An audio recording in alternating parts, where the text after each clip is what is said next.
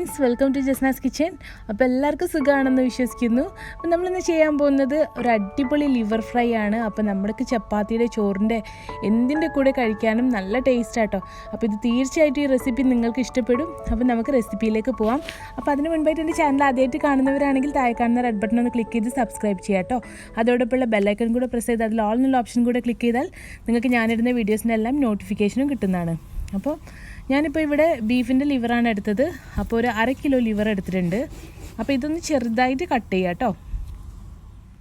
അപ്പോൾ ഞാനിതൊന്ന് ചെറുതായിട്ട് കട്ട് ചെയ്തെടുത്തിട്ടുണ്ട്. അതോടൊപ്പം തന്നെ ഞാനിതിന് ആവശ്യമുള്ള തക്കാളി, ഉള്ളി, ചെറിയ ഉള്ളി കട്ട് ചെയ്തെടുത്തിട്ടുണ്ട്. അപ്പോൾ ഞാനിതിന് വേണ്ടി 2 സവോള, 2 തക്കാളി, അതുപോലെ തന്നെ ഒരു പിടി ചെറിയ ഉള്ളിയും എടുത്തിട്ടുണ്ട്. ഇനി നമ്മളിത് വെളിച്ചെണ്ണയിലാണ് ഉണ്ടാക്കിയെടുക്കുന്നത്. അപ്പോഴാണ് ഇതിന് കൂടുതൽ ടേസ്റ്റ് വരുന്നത്.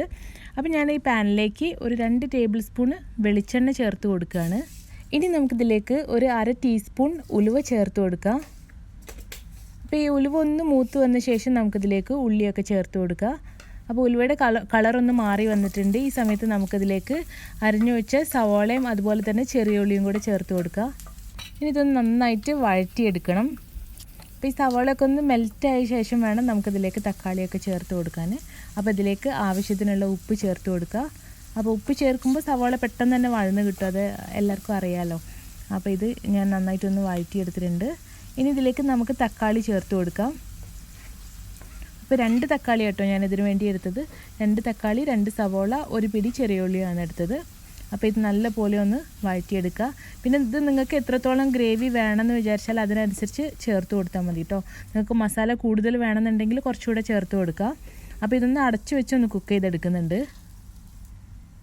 അപ്പോൾ ഈ തക്കാളിയും ഉള്ളിയൊക്കെ നന്നായിട്ട് കുക്കായി വന്നിട്ടുണ്ട്. അപ്പോൾ ഇതൊന്ന് നന്നായിട്ട് ഉടച്ചു കൊടുക്കുക. ഇനി നമുക്കിതിലേക്ക് ഇഞ്ചി വെളുത്തുള്ളി പേസ്റ്റ് ചേർത്ത് കൊടുക്കണം. അപ്പം ഞാനിതിലേക്ക് 1 ടീസ്പൂൺ ഇഞ്ചി വെളുത്തുള്ളി പേസ്റ്റ് ചേർത്ത് കൊടുക്കുകയാണ്. അപ്പോൾ ഇത് നന്നായിട്ടൊന്ന് വഴറ്റിയെടുക്കുക കേട്ടോ. ഇതിൻ്റെ പച്ചമണം ഒന്ന് മാറട്ടെ. ഞാനിതിലേക്ക് 2 ടീസ്പൂൺ നിറച്ച് ഇറച്ചി മസാല ചേർത്ത് കൊടുക്കുകയാണ്. ഇതിൽ തന്നെ മഞ്ഞൾപ്പൊടിയും കൂടെ ചേർത്തിട്ടുണ്ട്. അപ്പോൾ നിങ്ങൾ എടുക്കുമ്പോൾ 2 ടേബിൾ സ്പൂൺ അളവിൽ തന്നെ എടുത്തോളാം കേട്ടോ. ഇറച്ചി മസാല ചേർത്ത് കൊടുക്കുക.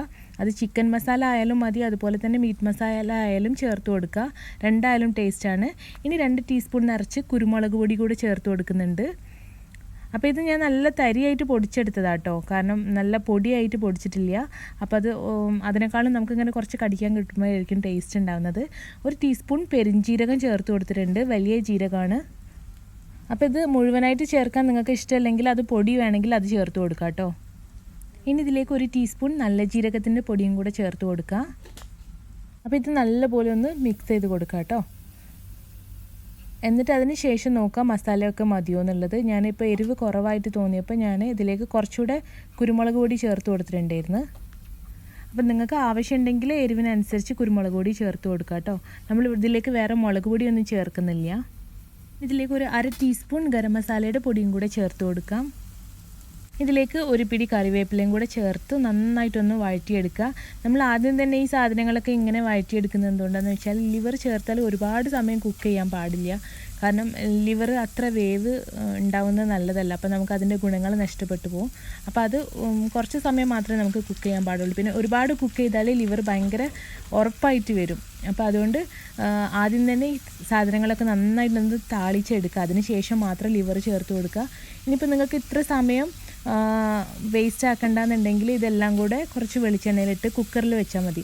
അപ്പോൾ ഒരു വിസിൽ വന്ന ശേഷം അതിലേക്ക് പിന്നെ ലിവറും കൂടെ ചേർത്ത് കൊടുത്താൽ മതി.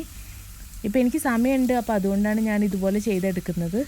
അപ്പോൾ ലിവറും കൂടെ ചേർത്ത് നന്നായിട്ടൊന്ന് മിക്സ് ചെയ്ത് ഒന്ന് അടച്ചു വെച്ച് കുക്ക് ചെയ്യാം കേട്ടോ. അപ്പോൾ ഇതിലേക്ക് ഒരു 1/4 കപ്പ് വെള്ളം കൂടെ ചേർത്ത് കൊടുക്കുക. ഒരുപാട് വെള്ളം ചേർക്കേണ്ട ആവശ്യമില്ല, ഒരു 1/4 കപ്പ് മാത്രം ചേർത്ത് കൊടുത്താൽ മതി. ഇനി മസാല നിങ്ങൾക്ക് വേണമെങ്കിൽ കുറച്ചുകൂടെ ചേർക്കാം കേട്ടോ. ഇപ്പം എനിക്ക് ലിവറിൽ ഒരുപാട് മസാല ഒന്നും ഇട്ട് കഴിക്കാൻ ഇഷ്ടമല്ല. അപ്പോൾ അതുകൊണ്ട് തന്നെ ഞാൻ കുറച്ച് മസാല ചേർത്ത് കൊടുത്തിട്ടുള്ളൂ. അപ്പോൾ ഇതൊന്ന് അടച്ചു വെച്ച് കുക്ക് ചെയ്താൽ നമ്മുടെ ലിവർ ഇവിടെ റെഡി ആയിട്ടുണ്ട്. അപ്പോൾ ഇത് നല്ല ടേസ്റ്റാണ്. ചോറിൻ്റെ, ചപ്പാത്തിയുടെ, എന്തിൻ്റെ കൂടെ കഴിക്കാനും ടേസ്റ്റാണ്. അതുപോലെ ലിവർ കഴിക്കാത്തവർക്കും ഇത് ഇഷ്ടപ്പെടുന്ന ഒരു റെസിപ്പിയാണ്. അപ്പോൾ നിങ്ങൾ തീർച്ചയായിട്ടും ഇത് ചെയ്ത് നോക്കുക. അപ്പോൾ ഞാൻ ലാസ്റ്റ് ടൈം ആയപ്പോൾ ഇതിലേക്ക് അതിലേക്ക് കുറച്ച് തക്കാളിയും കൂടി ചേർത്ത് കൊടുത്തിട്ടുണ്ടായിരുന്നു കേട്ടോ. ആ ഒരു ഭാഗം എന്നോട് കാണിക്കാൻ വിട്ടുപോയതാണ്. അപ്പോൾ അതുകൊണ്ടാണ് ഈ തക്കാളി കഷ്ണങ്ങളായിട്ട് അങ്ങനെ തന്നെ ഇരിക്കുന്നത്. അപ്പോൾ നിങ്ങളും ഇതേപോലെ ഒന്ന് ചെയ്ത് നോക്കിയിട്ട് എന്നോട് അഭിപ്രായങ്ങൾ പറയാൻ മറക്കരുത്. അതുപോലെ വീഡിയോ ഇഷ്ടമായിട്ടുണ്ടെങ്കിൽ ഷെയർ ചെയ്യാനും കമൻറ്റ് ചെയ്യാനും ലൈക്ക് ചെയ്യാനും മറക്കരുത് കേട്ടോ. അപ്പോൾ പുതിയൊരു വീഡിയോ ആയിട്ട് ഞാൻ വീണ്ടും വരുന്നതാണ്. അതുവരേക്കും bye bye. Thank you for watching Jasna's kitchen.